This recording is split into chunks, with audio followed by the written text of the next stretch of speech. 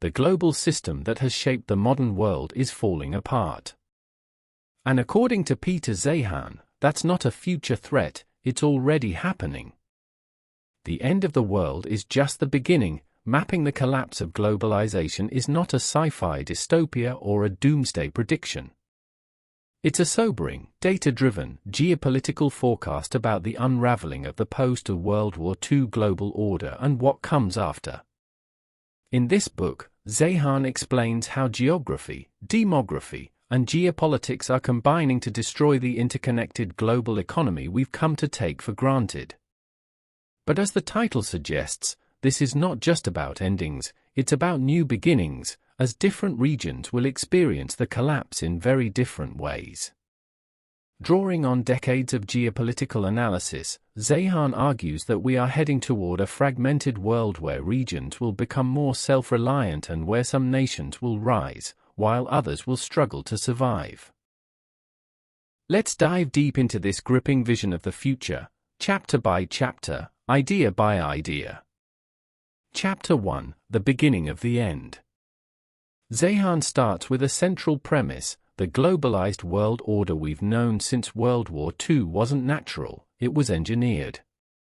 The United States, after 1945, built and maintained a system of global security and free trade, not out of charity, but as a strategic counter to the Soviet Union. America protected sea lanes, opened markets, and ensured oil shipments, all in exchange for political loyalty during the Cold War.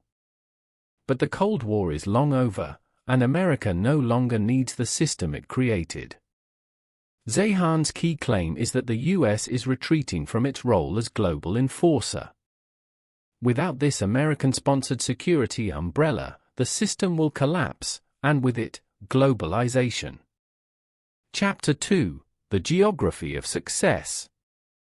Next, Zeihan returns to one of his favorite themes: geography. Countries with favorable geographies. Navigable rivers, good ports, access to oceans, temperate climates, and defensible borders have always had a leg up. The United States, in his view, has the most advantageous geography of all: multiple major river systems, abundant farmland, large coasts, weak neighbors, and a population mostly inland and protected from foreign invasion. Compare that with countries like China or Russia, whose geographies demand centralized control, massive infrastructure, or military suppression just to stay afloat. Once globalization disappears, only nations with strong internal systems and self-sufficiency will thrive. Chapter 3: Demographics are Destiny. One of Zeihan's most urgent warnings concerns demographics. Most developed countries are aging rapidly. Fertility rates have plummeted across Europe, East Asia, and even Latin America. The result? Fewer workers, fewer consumers, and a looming collapse in productivity, demand, and innovation. Zeihan makes the case that demographics are the ticking time bomb beneath the surface of every economy. A younger, growing population drives growth. An aging, shrinking population spells stagnation or worse.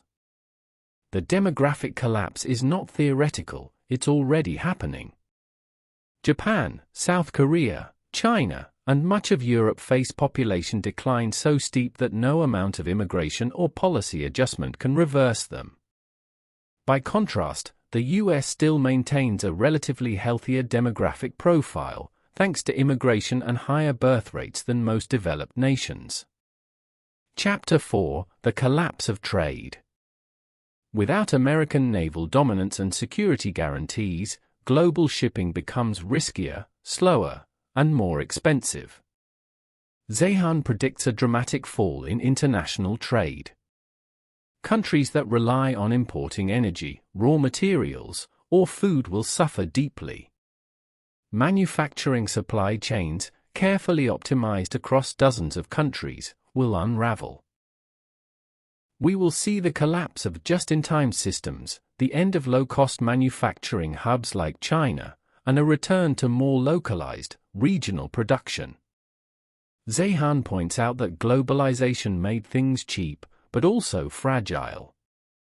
The collapse of trade will expose how dependent we are on distant, vulnerable connections. Chapter 5: The Deindustrialization of China. Zeihan sees China as one of the biggest losers in the post-global order.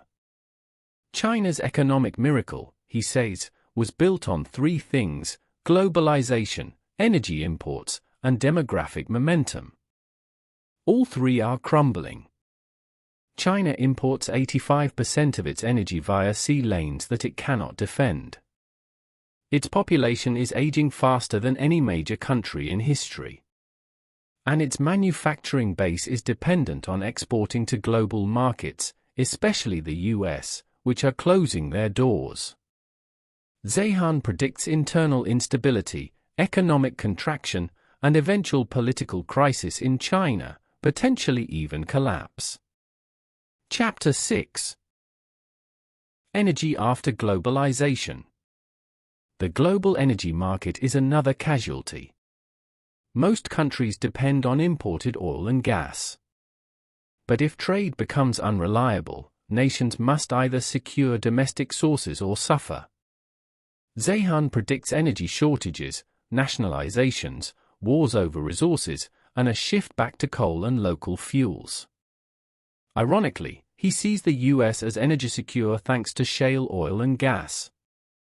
North America, he argues, could be self-sufficient in energy, and even export to friendly neighbors.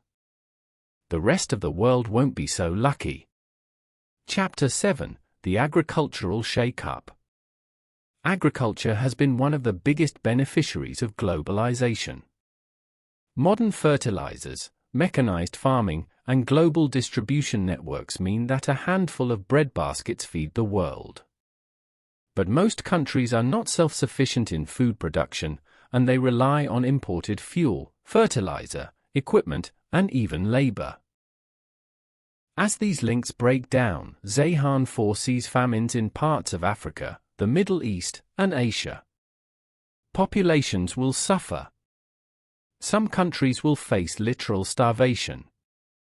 Meanwhile, countries with fertile land and internal stability, like the US, Argentina, and France, will become food superpowers. Chapter 8: The Manufacturing Reboot. In the wake of collapsed supply chains, manufacturing will return closer to home. Zeihan calls this deglobalized manufacturing. Instead of building an iPhone in 30 different countries, nations will bring production back inside their borders, or at least into trusted, regional alliances. This will be painful and expensive in the short term. But in the long run, it could spark a revival of domestic industry and innovation. The US, Mexico, and Canada are well positioned to lead this shift. China, reliant on exporting finished goods, will be crippled. Chapter 9: Finance and Fragility. Zeihan dives into the financial implications.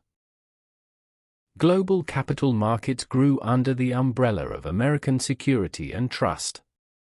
But as that umbrella closes, the trust disappears.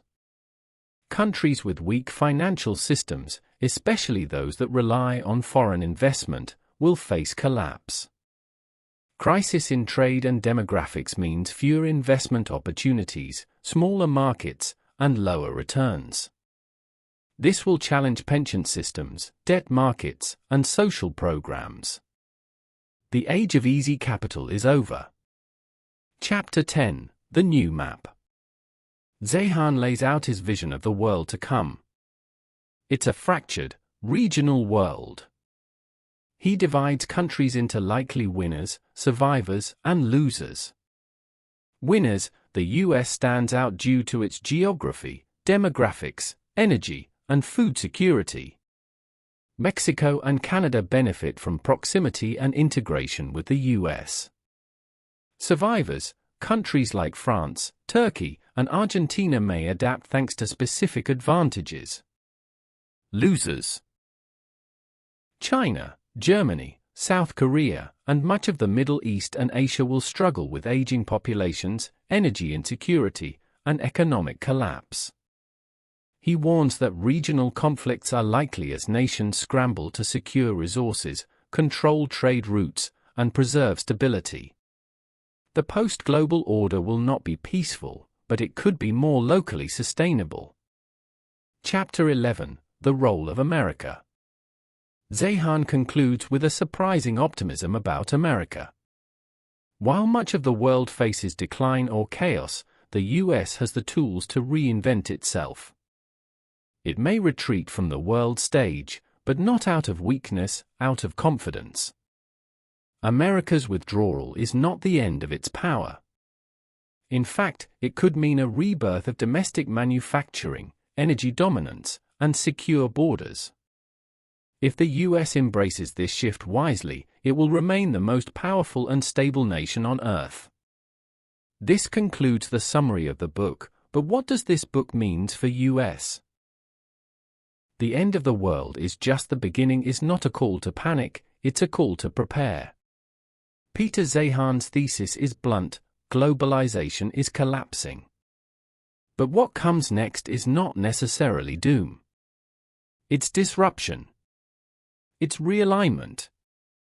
It's the start of something new. This book is for those who want to understand the tectonic forces reshaping the future, forces rooted in demography, geography, and geopolitics. Whether you're an investor, policymaker, or an informed citizen, Zeihan's insights help you see what's coming around the bend. The world as we knew it is ending. But something else is beginning. The question is, are we ready for it?